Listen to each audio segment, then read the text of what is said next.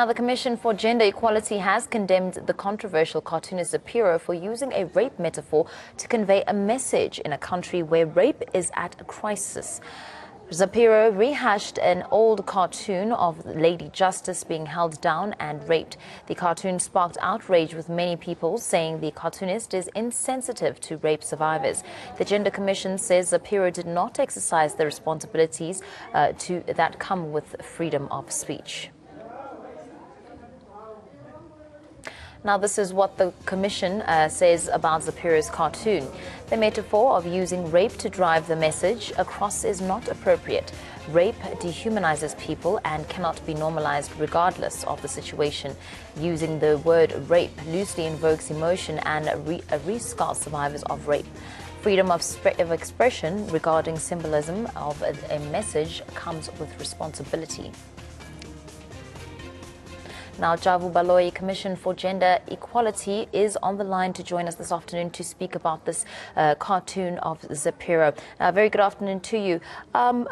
What do you think of this cartoon? I mean, Zapiro has said that, and I quote, "I really don't think I'd actually have to revisit the theme at all. It's not as far if I want to draw this sort of thing," he said. What do you think of that? As a Commission for Gender Equality, thanks for having us. We believe that, it is very inappropriate in a country whereby the prevalence and issues of sexual violence and rape are very endemic. We believe Zapiro should have exercised caution. We know he has got the freedom of expression, but that freedom goes with responsibility, as you have alluded in your insight. We, as a Commission, condemns it, and we believe that not only Zapiro, but many South Africans, the usage of the word rape should be looked at, because it re-traumatizes those that have been raped and also rescars the families of the victims. Imagine Zapiro, the way he has done it, and in the cartoon illustration, it's black people there and whom he has put in that cartoon. It just goes to show that black people in general are rapists, and black women will be raped. And that on its own, Zapiro being a white person, has been insensitive. Forget about who the people are there. But the issue, the metaphor and the symbolism that has been used, it has been unfortunate and has been very reckless. Now, do you think Zapiro has crossed the line with his depiction of South Africa being raped while he's driving a political narrative? Yes, he has crossed the line. That line needs to be looked at, and in terms of, we understand there's creativeness.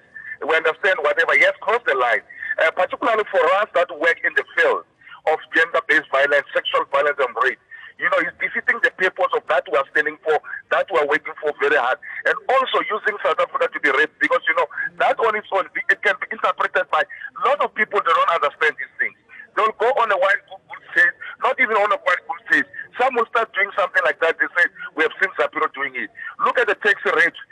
What if people said, we have